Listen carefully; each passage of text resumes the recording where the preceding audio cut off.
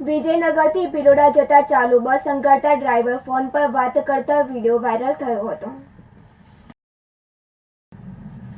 વિજયનગરથી ભિલોડા બસનો video viral થયો હતો, જેમાં ચાલુ બસ હંકારતા ડ્રાઈવર ફોન ઉપર વાત કરતો હતો।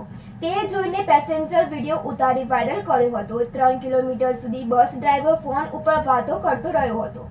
ડ્રાઈવર અને પેસેન્જર વચ્ચે પણ બબાલ થઈ હતી, જેમાં બસ ભરેલી હોય ફોન ઉપર વાત કરતા પેસેન્જર પણ જોખમાયા હતા અને એક હાથે બસ હંકારી લોકોના જીવ જોખમમાં મુકાયા હતા। લલિત ડામોર સાથે તનિષા પરમાર, સિટી ન્યૂઝ, વિજયનગર। તલોદ તાલુકાના ભારતીય કિસાન સંઘ સમિતિની ત્રિવાર્ષિક સાધારણ સભા ભારતીય કિસાનનું આયોજન કરવામાં આવ્યું હતું।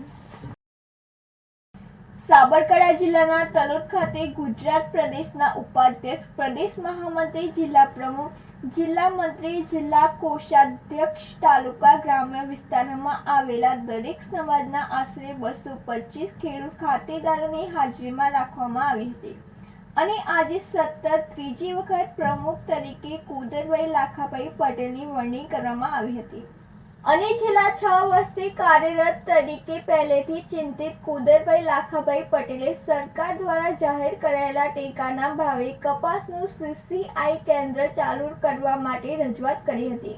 તે પછી સમગ્ર સાબરકાંઠા જિલ્લામાં સૌપ્રથમ ચોમાસુ અને ઉનાળુ બાજરીનું સરકાર દ્વારા જાહેર કરાયેલા ટેકાના ભાવે વિચાર કરવા માટે ખરીદી સેન્ટર લાવવા માટે સરકારમાં ધારદાર રજૂઆતો કરવામાં આવી હતી અને તે રીતે ચાલુ વર્ષે સાબરકાંઠા જિલ્લામાં સમગ્ર ગુજરાતમાં સૌથી વધારે ઉનાળુ બાજરીનું સરકારશ્રી દ્વારા ખરીદી કરવામાં આવી છે।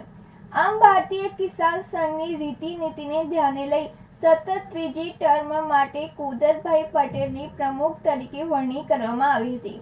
તે બદલ તલોદ તાલુકાના ગ્રામ્ય વિસ્તારોમાં આવેલા દરેક સમાજના દરેક ખેડૂત ખાતેદારોએ ખૂબ ખૂબ શુભેચ્છાઓ પાઠવી અભિનંદન પાઠવ્યા હતા।